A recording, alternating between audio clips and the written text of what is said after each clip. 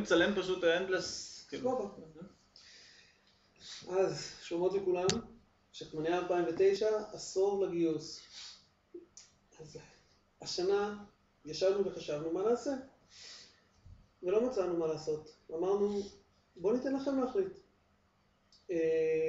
אני בעד לעשות פיינטבול, אף פעם לא עשיתי, זה נראה לי מגניב. הציעו גם לעשות קארטינג, אלדן הציע. הציעו גם לדחוף אנשים לבריכה.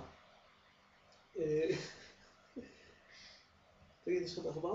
כן. אוקיי. אז...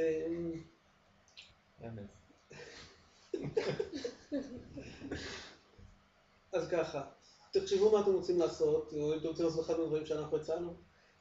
וסבבה, תכתבו לנו מייל. אנחנו כנראה נעשה פיינטבול בכל מקרה, כי בא לי, אבל זה טוב לדעת מה אתם רוצים לעשות, שנדע. אם יש מישהו בחו"ל, אז תגידו לנו, פחות או יותר את התאריכים שאתם בחו"ל, או אם אתם מתחתנים או משהו בסגנון, וסבבה. נראה לי שזה הכל. עינן, נגיד עוד פעם את זה של החו"ל, או שאנחנו בסדר?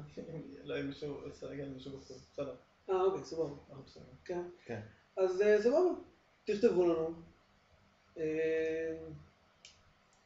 סימבה, אתה מגיע הפעם. סבבה.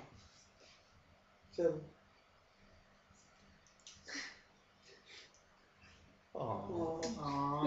צריך את המדבקה.